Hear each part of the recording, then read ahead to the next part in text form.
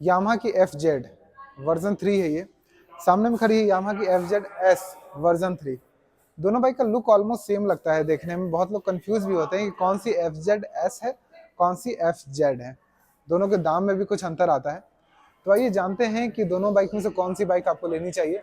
मैं आपको दाम भी बता देता हूँ शुरू में ही। ऑन रोड प्राइस पटना का इस बाइक का आता है 1,38,000 समथिंग रुपये। इस बाइक का आता है 1,46,000 समथिंग रुपये। 3,000 रुपये का डिस्काउंट है पटना की येती यामाहा शोरूम में। तो कॉन्टैक्ट नंबर यहाँ है, आप इस पर कॉल कर सकते हैं अगर आप लेना चाहते हैं तो इस बाइक के बारे में और इस बाइक के बारे में मैं आपको अब बताता हूँ कि दोनों में से कौन सी बाइक आपको लेनी चाहिए, क्योंकि दोनों बाइक में लगभग अब 4,000-5,000 रुपये के आसपास का अंतर है। 4,000 मान के चलिए कि 4,000 से 4,500 रुपये का अंतर आता है दोनों बाइक के प्राइस में। तो ओवरऑल लुक के हिसाब से देखें तो बहुत ज़्यादा अंतर नहीं है। ये भी बाइक अच्छी है, ये भी बाइक अच्छी है। इस बाइक में आपको जो लाइट्स मिलते हैं सेम हेडलाइट सेटअप आपको इस बाइक में ही मिलते हैं। तो इस दोनों बाइक की हेडलाइट के सेटअप में कोई भी अंतर नहीं। यहाँ पे एक हाइड्रोजन मिलेगा, एलईडी मिलेगा, यहाँ पे भी एक एलईडी मिलेगा जो कि हाई बीम पे काम करता है। तो आपको अच्छा लगेगा देखने में। अगर इन सेम चीज़ों को अगर हम इस बाइक में देखना चाहें तो इस बाइक में भी आपको सेम सेटअप यहाँ पे देखने को मिलता है, कोई भी अंतर देखने को नहीं मिलता है। जो कलर डिफरेंस है उसकी हम बात करें तो यहाँ पे भी कलर आपको देखने को मिलेगा। जो रेड कलर आप लीजिएगा तो मैट रेड में ये आता है। तो मैट रेड ये सभी जगह पे आपको यहाँ पे दिखाई देगा, यहाँ पे भी दिखाई देगा। ये अगर ग्रे कलर में यहाँ पे आ रहा है तो ब्लैक कलर में ये पार्ट जो है आपका वो ग्रे कलर का यहाँ पे दिखाई देगा। तो ग्रे कलर में अच्छी लगती है। बाकी जो अलॉय सेटअप है, जो इसका सॉकर आगे और पीछे का जो सेटअप है उसमें भी कोई अंतर नहीं किया गया है दोनों बाइक में।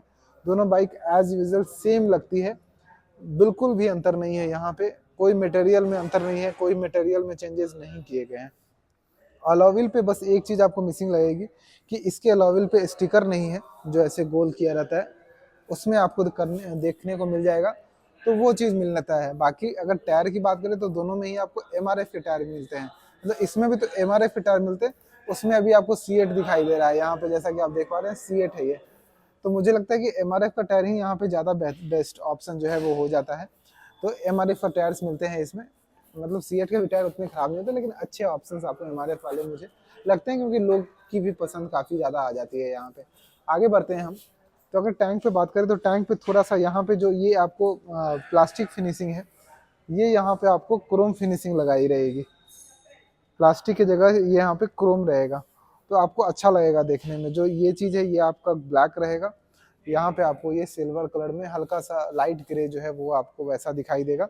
बाकी यहाँ पे भी कोई अंतर यहाँ पे नहीं दिखाई देगा। जो साइड पैनल्स हमारे जो पूरे लुक दिखाई देते हैं उसमें आपको यहाँ पे ग्रे, यहाँ पे ग्रे, ये प्लास्टिक कलर, ये ग्लॉसी कलर दिखाई देगा। तो ये यहाँ पे दिखाई देता है।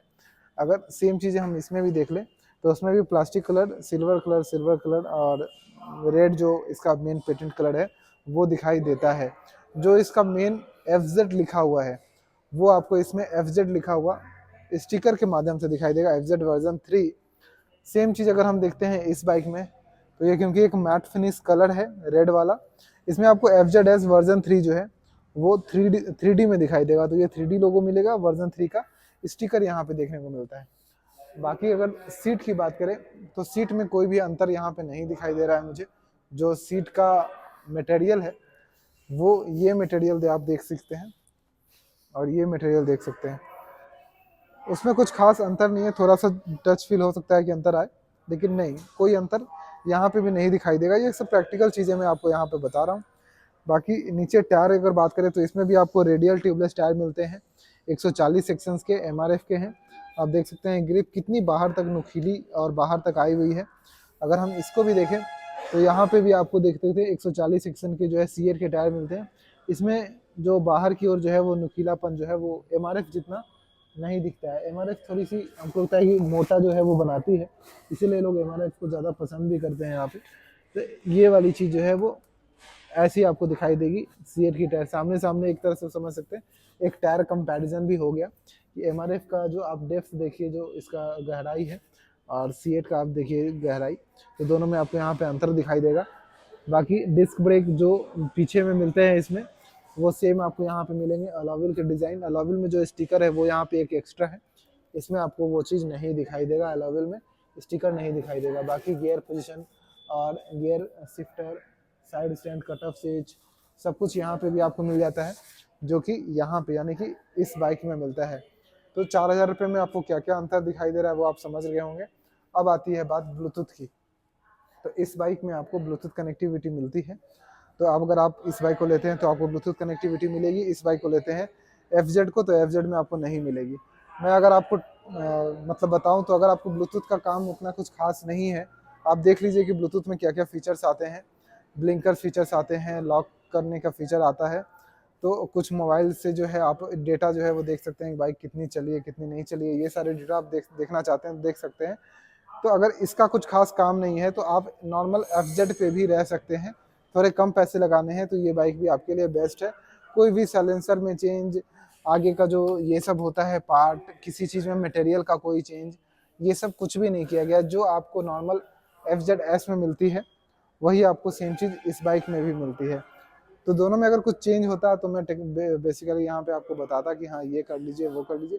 आप FZ ले लीजिए, या फिर FZ के इससे भी थोड़ी सी एक ऊपर वाली वेरिएंट आती है FZ डिलक्स। डिलक्स का थोड़ा सा और क्या करता है कि अलॉय का कलर जो है वो गोल्डन हो जाता है, और भी बहुत सारी चीज़ें यहाँ पे जो है वो ग्लॉसी कलर में काफ़ी ज़्यादा अच्छी दिखाई देती हैं। तो और थोड़े 3-4 हज़ार रुपये दाम जो है वो बढ़ जाते हैं। वैसे अभी FZ जो है वो डिस्काउंट पे है, इसीलिए मैं आपको 4,000 रुपये का डिफरेंस बता रहा हूँ। अदरवाइज ये डिफरेंस ज़्यादा भी हो सकता है, लेकिन इस बाइक का दाम सबसे कम रखा गया है ताकि जो भी कंज्यूमर लेना चाहते हैं, जिनको बस एक नॉर्मल एक अच्छी यामाहा की 150 सीसी की बाइक चाहिए, उनके लिए FZ वर्जन 3 नॉर्मल जो ब्लैक या फिर ब्लू कलर दोनों ही सेम प्राइस में आती है, वो उनके लिए यहाँ पे बेस्ट हो जाएगी। तो यही था मेरा वीडियो। हो सकता है आप समझ गए होंगे कि आपको दोनों में से कौन सी बाइक लेनी चाहिए। तो अगर आप पटना में रहते हैं, कॉन्टैक्ट नंबर यहाँ दिख रहा होगा, उस पर आप बात कर सकते हैं। Bye bye.